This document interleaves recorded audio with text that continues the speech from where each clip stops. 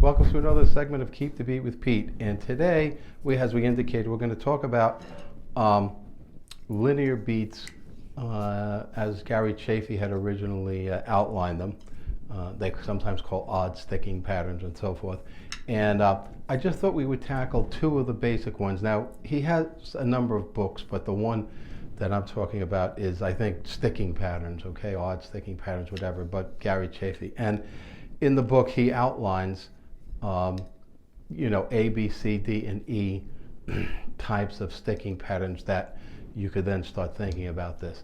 Now, we did some videos a while ago, and I think I'll try to put the link down below this one, where we talked about this on the drum set, So, we started substituting things, and, we had, so you'd have like 5 beats. One,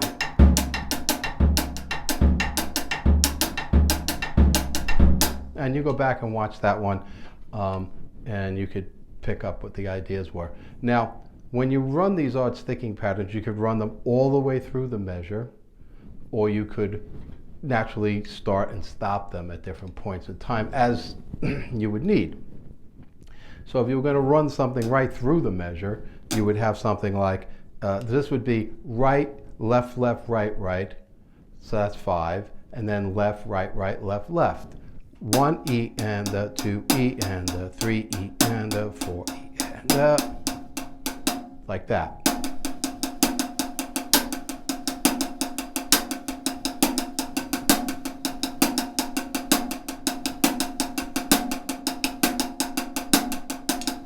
And it would, on the 5th beat, you would have, your marking, okay? So now on the drum set, there's a host of ways to practice this. So taking it very softly, you would, 16th notes. 1 E and a 3 E.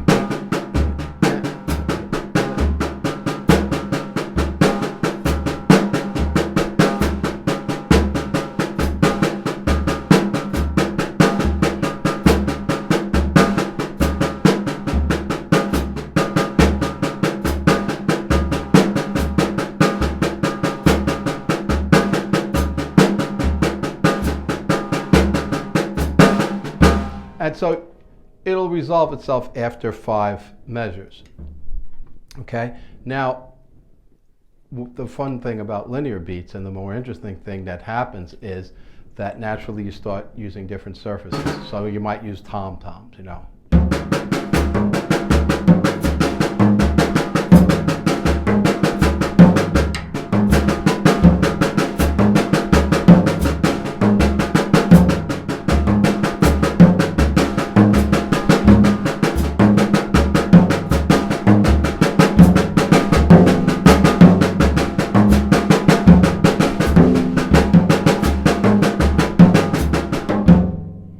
And you might substitute the bass drum.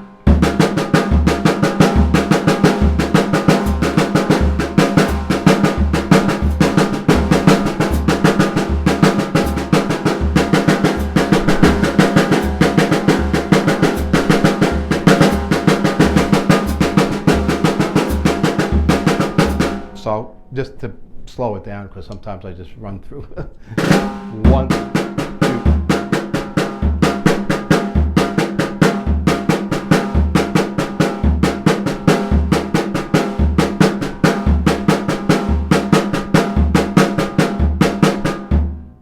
Okay, so that was one of the patterns. So it's right, left, right, left, right, left.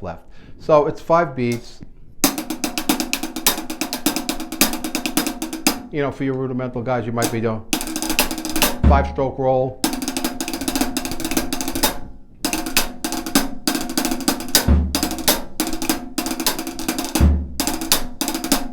But here, you're just running it through the measure.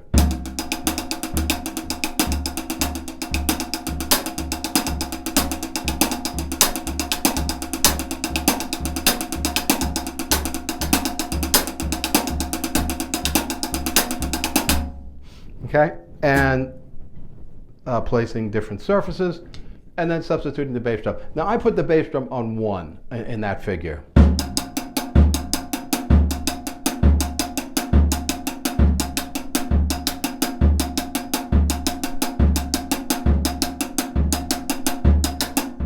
okay? Then you could go in between those phrases. One.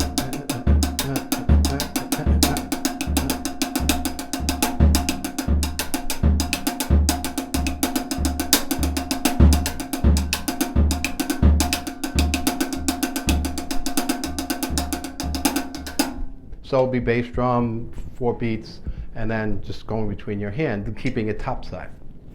Just another way to play around with it. One other pattern that we worked with, he has, like I say, A, B, C, D, and E sticking patterns. You need to have Gary Chaffee's, I think it's called Odd Stickings or Sticking Patterns book, where he outlines a lot of this, and I believe it unlocks the door to a whole system of alternate types of ways of thinking about the way you want to phrase, which you would blend in with the way you currently phrase, and naturally always the music. Not just that, hey, you got this 5-stroke pattern, well, this is so cool, it doesn't really go with anything, but I'm giving it to you anyway. No. You know, you have it, and you use your 4-bar fills, you have a lot of contrast, you can do setups and so forth, and now you're just thinking differently. You know, you're segmenting and chopping things up a different way. So one of the other patterns in there was 3 strokes alternating, followed by any, like this: right, left, left. 1 E and a 2. So with 16th notes, 1 E and a.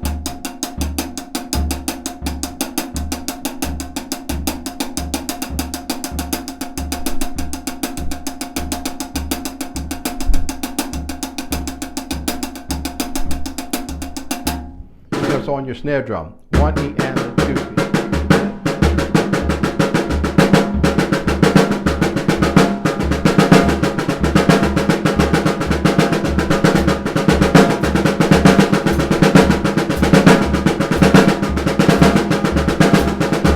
So if you were doing it with the tom-toms and the snare, 1 E and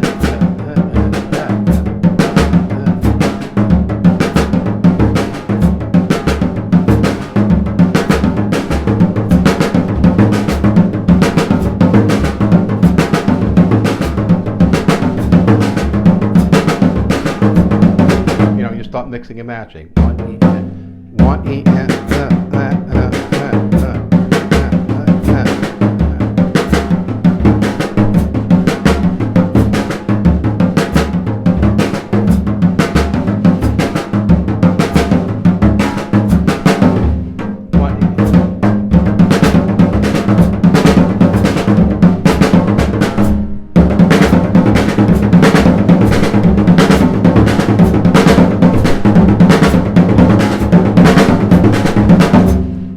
and then, of course, you would be able to start saying 1 E.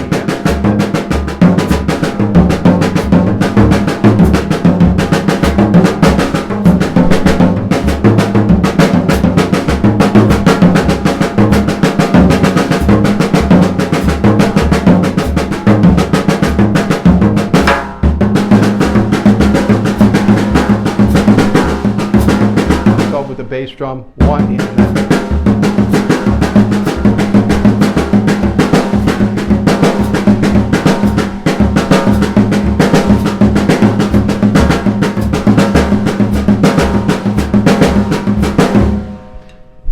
So just 2 patterns. 5, we're talking about 5s. He does 3, 5, 7s, and then he does 4, 6s, you know, within the 16th note, and then some triplet context when you take a look at the book. But we're just working with 2 of those patterns, and we're just looking at it a few different ways. So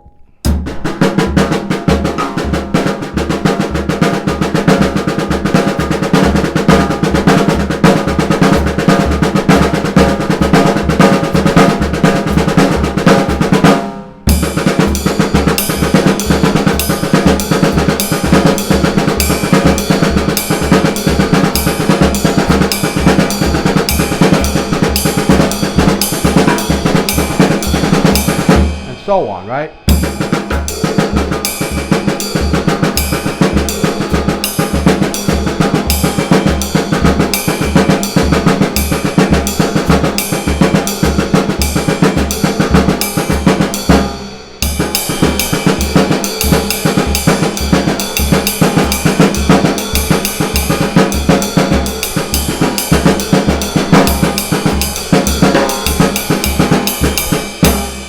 And then the other pattern, you know.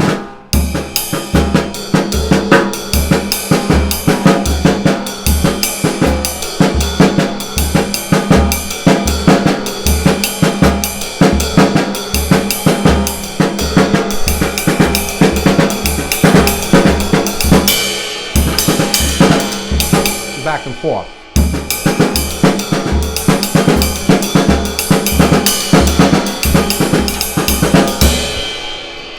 Okay, so then that's in 16th notes. Naturally, to have much more fun, or just as much fun, do the same thing with triplets. So, you know.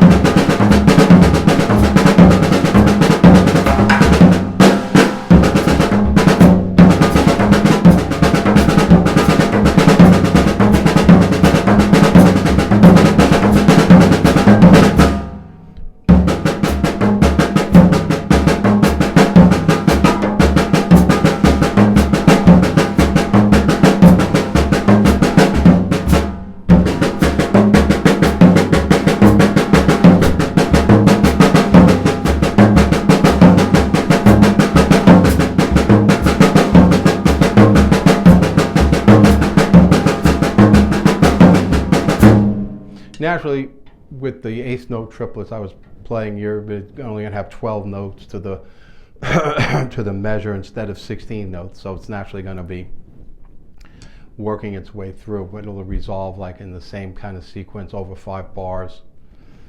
And then the other one in triplets, like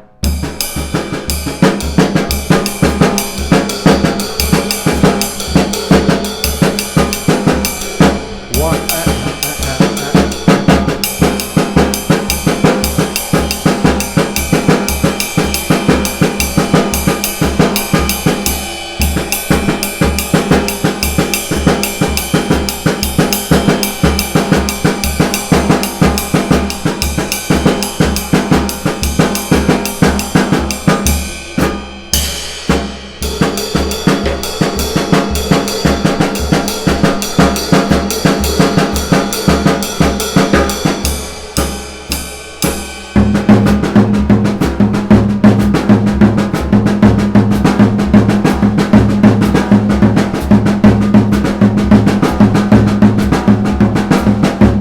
And of course, we always talk about how we're going to use these things. You blend them in.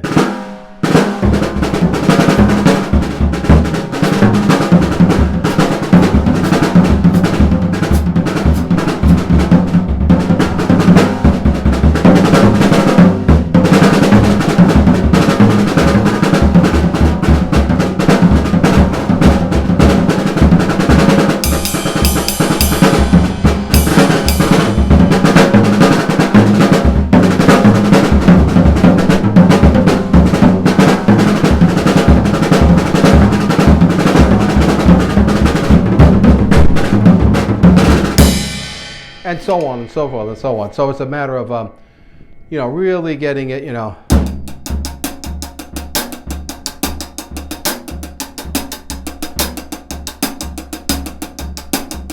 You know, mechanically, musically, nice and slow, really slow.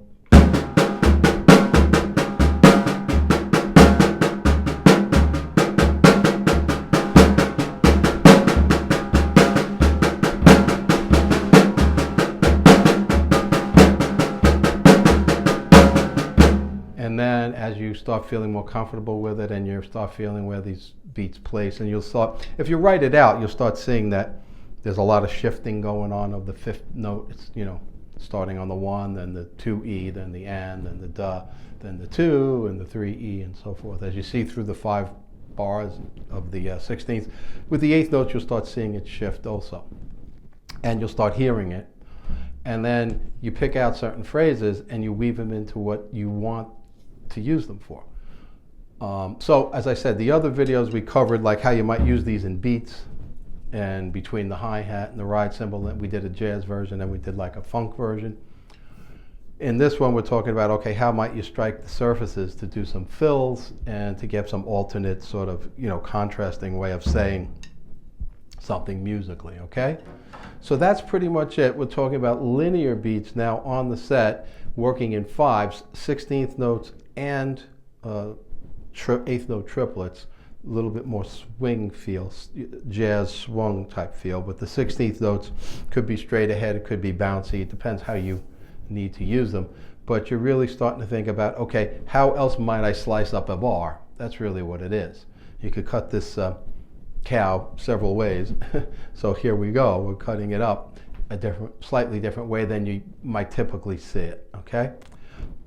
Some people look at this as a type of moving accents. As I think I mentioned in one of my other videos, as Joe Morello was working on a lot of accents moving throughout the bar. Fives, and then the 7th beat, the 8th beat, the 9th beat. So you could start thinking of it that way too. But here's a way of thinking in patterns where the sticking is sort of prescribed, it's prefixed. What happens if you have this sticking and you accent it every 5th beat? Okay, so that wraps up this segment. We're going to come back to this from time to time. We'll look at sevens, we'll look at 3-5-7, we'll look at putting the accent on the back part of the phrase instead of the front part of the phrase. And I do suggest that you get Gary Chaffee's Sticking Combinations book so that you can play around with A, B, C, D, and E. Okay?